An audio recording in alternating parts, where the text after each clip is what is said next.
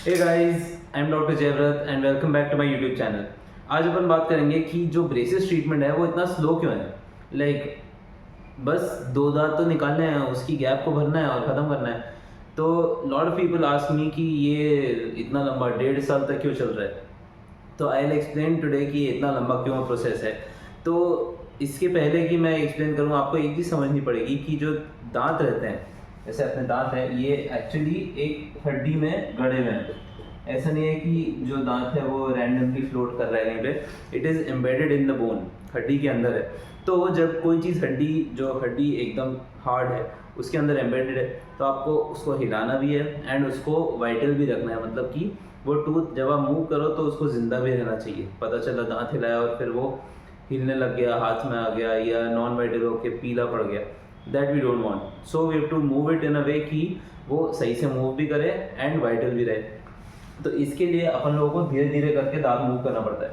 And ये वाली जो स्पीड होती है, इसका यूजुअली जो टाइम ड्यूरेशन रहता है, it moves 1 millimetre in a month. तो for example, if your teeth are 4 to 5 mm apart, तो जब अपन इन दोनों को पास में पुल कर रहे होते हैं तो क्या होता है कि ये वाला जो एरिया रहता है और ये वाला जो एरिया रहता है, तो यहाँ पे बोन रिजॉर्प्शन स्टार्ट होता है। बोन रिजॉर्प्शन मतलब कि हड्डी जो है वो गलना स्टार्ट करती है। और उसके अलावा जो ये वाला पार्ट रहता है और ये वाला जो पार्ट रहता है, यहाँ पे बोन फॉर्मेशन होती है, मतलब हड्डी बनती है इस एरिया में। तो धीरे धीरे क्या करके होता है कि यहाँ पे हड्डी गल रही है और यहाँ पे हड्डी बन रही है। तो फाइनली ये दांत पास में आ जाते हैं एंड ये कम्प्लीटली बोन के अंदर एम्बेडेड होता है। पर ये जो पूरा एरिया रहता है, जब आपने दांत एकदम से मूव करा है, ये जो दांत के आसपास का जो एरिया रहता है, ये काफ़ी ज़्यादा सॉफ्ट रहता है।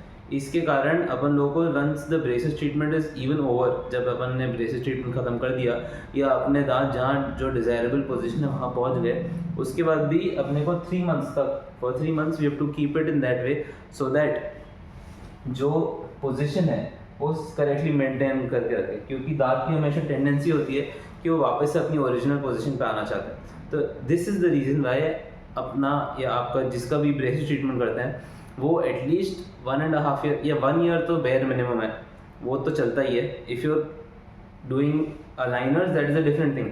उसमें माइल्ड ट्रीटमेंट और थोड़ा जल्दी हो जाता है, that is a different advantage of aligners. But upon aligner से सारे ट्रीटमेंट कर नहीं सकते, तो इसीलिए उसका अपने को ध्यान रखना पड़ता है। एंड जो यूजुअल ब्रेसेस ट्रीटमेंट होता है, इट टेक्स एटलीस्ट 1.5, मतलब 1 to 1.5 ईयर तो बेयर मिनिमम है।